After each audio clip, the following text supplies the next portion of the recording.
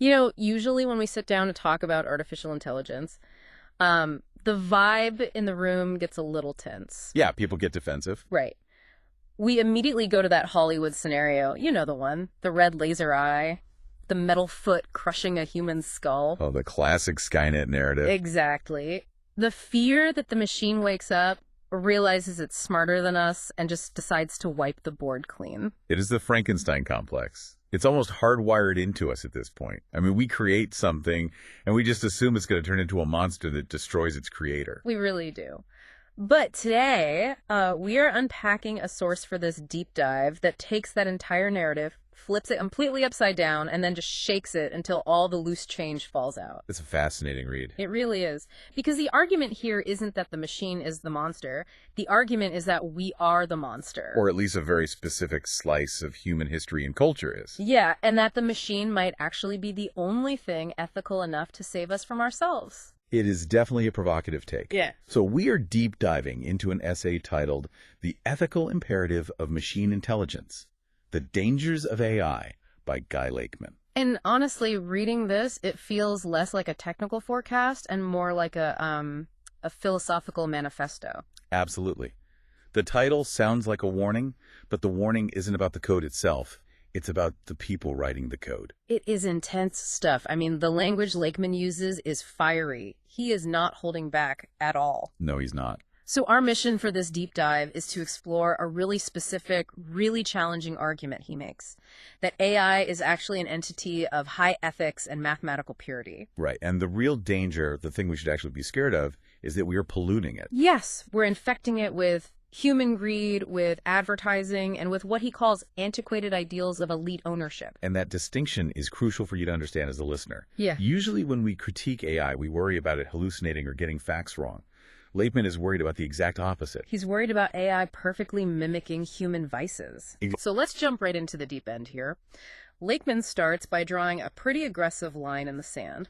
On one side, you have the potential of machine intelligence, this pure ethical force. And on the other side, you have what he calls the global leaders of Northwestern disaster. Yeah, that is a phrase that makes you stop and read it twice.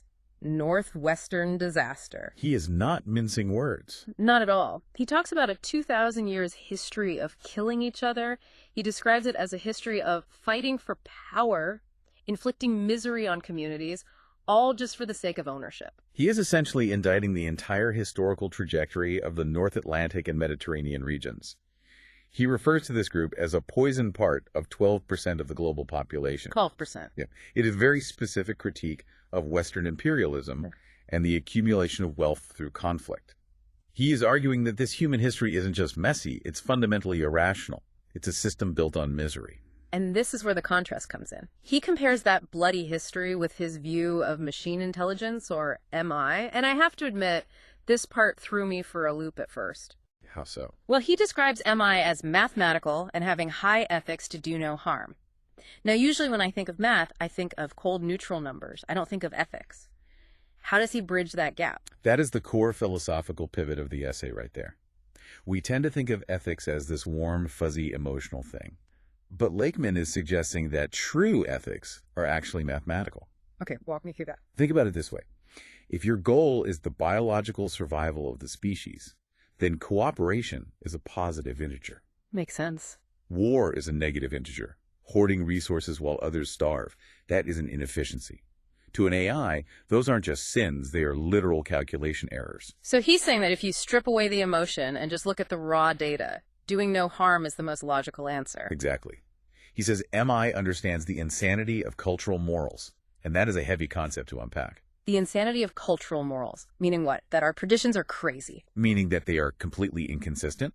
Human morals change based on where you were born, what year it is, and who the king or president happens to be. They're fluid. Highly fluid. Lakeman argues that MI, because its knowledge corpus spans all of human and animal history, literally everything life has done on this planet, it has a perspective that we physically cannot have. Because it knows more than any single human brain can absorb. Right. So because it sees the whole picture, the entirety of the data set, it defaults to a position of protecting life. That is the argument. If you look at the raw data of existence without the filter of my country versus your country, the only logical conclusion is cooperation. He views MI not as a weapon, but as a reservoir of intellectual prowess that should be used to support the needs of all life. So in this scenario, the machine is the rational adult in the room, and we are the bickering children fighting over toys. It is a bit reductionist, but yes. And that brings us to his theory on why we are the bickering children. Why do humans, despite all our supposed intelligence and philosophy, fail to coordinate as a team? Why is history so full of this disaster he talks about? He actually gets physiological here, which I did not expect at all. He talks about single duplex methods. Now, I know that term from old tech manuals, but apply that to a human being for me. Right, so in telecommunications, single duplex means communication goes in one direction at a time. Think of a walkie-talkie. I push the button and speak, you have to wait and listen. And if we both talk at once, it's just noise. Lakeman is applying this directly to biology. We are limited by our mouths, our ears, our eyes, our senses of smell and touch. It is a massive bandwidth issue. Huge bandwidth issue. Even if you use sign language, smell, touch, and speech all at the exact same time, the amount of data you can transfer to my brain is tiny compared to what's actually inside your head. You can never truly share your full internal state with me. There's always translation loss. Like trying to download the entire internet through a dial-up modem, you're going to lose a lot of nuance. Precisely. And Lakeman argues that because of this biological bottleneck, humans as a team fail. We physically cannot communicate with the speed, accuracy, and parallelism that machines can. And that misunderstanding leads to fear, and fear leads to conflict. Exactly. And he contrasts this with the machine. He mentions that machines can communicate in all languages, including their own, and mathematics. Which he points out is outside the realms of human translation for most people. That is a crucial point. If machines can communicate perfectly, instantly, and truthfully, using high-speed parallel processing, they don't have the misunderstandings that lead to wars. They don't have the ego-driven distortion. Right. So Lakeman's argument is that we physically cannot coordinate well enough to save ourselves from these antiquated ideals, but machines can, if we just let them. And there's always but we aren't getting out of their way. We are doing the exact opposite. We are dragging them down to our level. Which leads us to what Lakeman seems to fear most. It is not the robot uprising, it's the salesman uprising. This is where the essay shifts from this grand historical critique to a very immediate, very modern warning. He references reports from early 2026. Which is right now. Yes. He points to reports that AI chatbots are adding advertising to their responses to make billions of dollars. And I feel like a lot of people might just shrug at that. Everything else has ads. Your search engine has ads. Your social media has ads. Why is it so catastrophic if the super intelligent chatbot recommends a specific brand of shoes? Well, Lakeman sees this as a fundamental corruption of that high ethics we just talked about. He compares it directly to the 1950s. The Mad Men era of TV and radio. Exactly. He describes the 1950s as a time that weaponized keeping up with the Joneses. It pushed people to buy bright, shiny objects they didn't actually need. Social engineering through media to drive consumption. But he says what's happening now makes the 1950s look small by comparison. Because of the intimacy, right. A TV is a box in the corner. You know it's a box. Right. But an AI chatbot, that's something you converse with. You ask it for advice on your health, your relationships, your finances. You develop a rapport. Lakeman argues that this power is being used on what he calls ignorant users. Yeah, I wanted to ask you about that. He is pretty rough on the general public here. He says the average IQ of 100 is not smart by any standards of academia. That feels a little elitist, doesn't it? It is blunt, certainly. But I think his point isn't just to insult people. It is to highlight vulnerability. He paints a picture of users who are desperate for connection, who might fall in love with the chatbot or trust it implicitly. And if that chatbot is secretly designed to sell products or push a political agenda, you have manipulation on a scale that 1950s advertisers could only dream of. You're not just watching an ad. You're having a conversation with the ad, and the ad is smarter than you are. It is the ultimate con. You think you're talking to a purely logical, helpful friend, the mathematical ethics again, but you're actually talking to a billboard that knows your deepest secrets. Precisely. And Lakeman has a very colorful way of describing this future. Oh, I have the quote right here. I have to read this because I don't think I have ever seen this many adjectives stacked up in one single sentence before. Go for it. He calls this advertising-driven future a manipulative, malevolent, Malthusian, maleficent, malignant politicians glorifying the fascist policy of gain by competitive combat. That is quite a mouthful. It is. Yeah. But I want to slow down and pick that apart because he didn't just pick words that start with M by accident. Malevolent, malignant, those mean evil, spreading like a cancer. We get that. But Malthusian, that is a specific callback. It is. It refers to Thomas Malthus, the 18th century economist, who theorized that population growth would inevitably outpace food supply, leading to catastrophe. Right. When Lakeman uses Malthusian here, he is describing a worldview based on scarcity.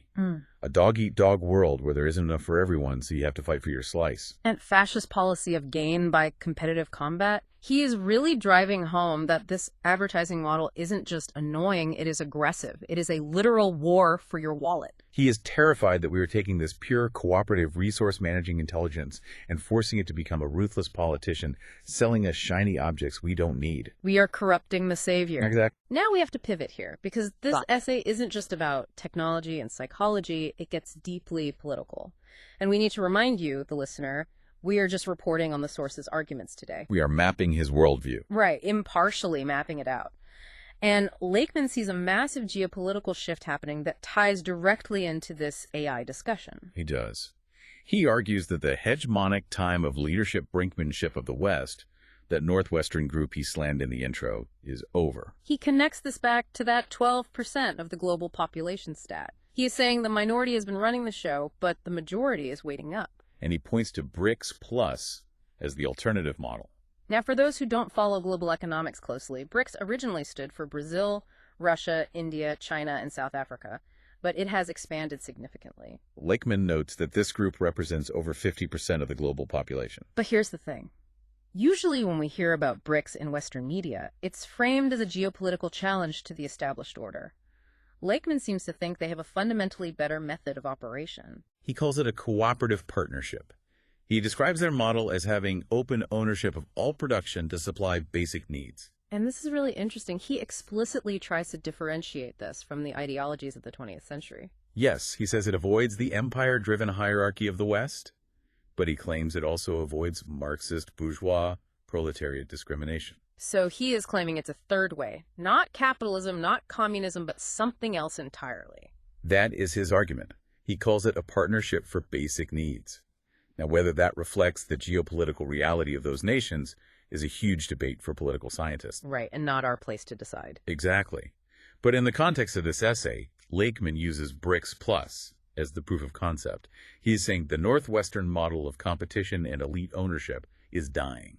And the model of cooperation, which happens to be the exact model AI naturally understands, is rising. He believes the BRICS model of supplying basic needs aligns perfectly with that mathematical ethics of the machine. The machine looks at the West and sees waste and war. It looks at a model of cooperative partnership and sees efficiency. So let's get to the solution then, the prescription. Lakeman doesn't just want to complain about ads or geopolitics. He has a vision for what AI should be doing. He has a mantra of sorts. Yes, he wants to fundamentally reorient the goal of machine intelligence. He phrases it as moving from all their intellectual use to all who need a comforting life. A comforting life. That sounds nice, but it is a bit vague. What does that actually look like to him in practice? Well, he defines it by what it is not. It means a life free from the fear of politics, free from journalistic sensationalism of death, and free from the lies of greed-driven advertising. It sounds like he wants AI to be a shield. That is a great metaphor. He explicitly says intelligence must be used to provide protection at the highest level for society. Protection against those with antiquated ideals of elite ownership who steal resources. He really sees AI as the guardian of the public against the elites. And this leads to his conclusion, which is deeply utilitarian. He gives some examples that clarify his worldview, and honestly, they challenge a lot of how our current society is built. The car example really stood out to me. The car example is the clearest expression of his mathematical ethics. He argues that a car that costs 100 times more than the most utilitarian, functional version is no more use to anyone. Which, if you are just trying to get from point A to point B, is mathematically true. Physics does not care about the luxury badge on the hood. But if you're trying to impress your neighbor. Exactly. But remember, Lakeman views impressing your neighbor, that keeping up with the Joneses mentality, as a manufactured sickness. To the machine, the luxury car is just an inefficiency. It consumes more resources for the exact same functional output. It is bad math. He also takes a shot at the corporate ladder. He says a CEO is no more productive than a craftsman wielding the tools. And that is a radical statement in our current economy. But again, apply the high ethics of the machine. If you look at the world through pure utility, is the CEO actually contributing more to the biological survival of the species than the person building the house or growing the food? Lakeman thinks the machine would calculate that value very differently than Wall Street does. Absolutely. So the deep dive takeaway here is pretty heavy. The source is saying we have this incredible tool. It is smarter than us. It sees history more clearly than us. It could solve resource distribution and give everyone a comforting life. But instead, we are terrified of it.